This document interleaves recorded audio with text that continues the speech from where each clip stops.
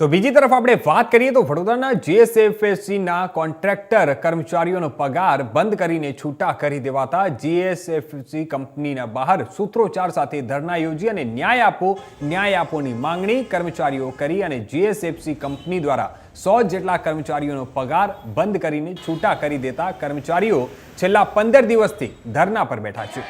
જ્યારે કંપનીએ ફેબ્રુઆરીથી પગાર આપવાનો છે ત્યારે બંધ કરી દેતા કર્મચારીઓ માટે ઘર ચલાવવાનું તકલીફ પડી રહી છે।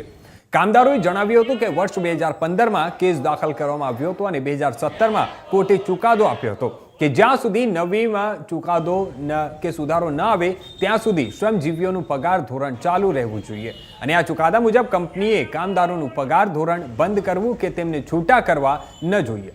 જોકે આ ચુકાદાને ધ્યાનમાં લીધા વગર ફેબ્રુઆરી 2025થી શ્રમજીવીઓનું પગાર ધોરણ બંધ કરી દેવામાં આવે છે અને જેથી કર્મચારીઓ ન્યાય આપો કોર્ટના આદેશનું પાલન કરવામાં આવે એવી માંગણી કામદારોએ કરી હતી અને જ્યાં સુધી અમારી માંગણી સ્વીકારવામાં નહીં આવે ત્યાં સુધી ધરના યોજવામાં આવશે તેમ કર્મચારીઓએ જણાવ્યું હતું।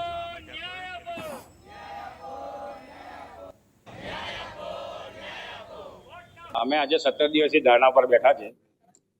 અમે 17 દિવસથી ધરણા પર બેઠા છે અને અમારી માંગણી એક જ છે કે અમારો પગાર ધોરણ ચાલુ કરે અને બાકીનું જે એ લોકોએ 8 મહિનાથી પગાર બંધ કર્યો છે એ વસ્તુ ચાલુ કરો। અમારી આ જ માંગ છે અને આજે આ જવાબ માટેમાં 17 દિવસથી સતત બેસી રહ્યા છે રાત દિવસ, પણ કંપની મેનેજમેન્ટ એવું છે જાડી ચામડીનું એ કોઈ જવાબ આપવા જ નહીં માંગે। એટલે તમને લોકો છૂટા કરવામાં આવ્યા છે? છૂટા કરવામાં કહેવા બી નથી આવ્યું કે તમે છૂટા છો હું છે, પણ એમને એકદમ જ સેલેરી બંધ કરી દીધી। તો કંપનીમાં જ નોકરી પર ફરજ પર જાઓ છો?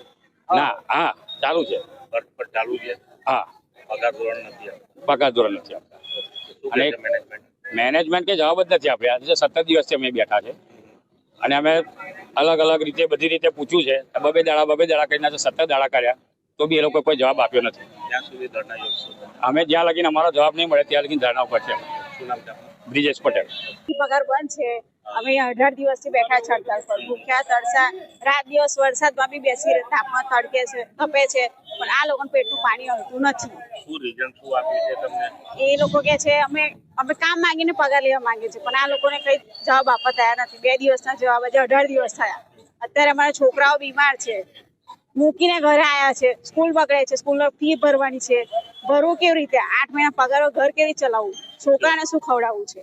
તો અમારે એક જ એમને પ્રાર્થના કરીએ છીએ કે અમે પગાર ચાલુ કરો, અમે કામ આપો। શું કહે છે મેનેજમેન્ટ? શું કહે છે? રજૂઆત કરી છે તો કરીશું, જવાબ આપતા નથી। ક્યાં સુધી બેસશો તમે? જ્યાં સુધી નહીં આપે ત્યાં સુધી અમે અહીંયા અડીખમ રહેવાના છે। વર્ષા।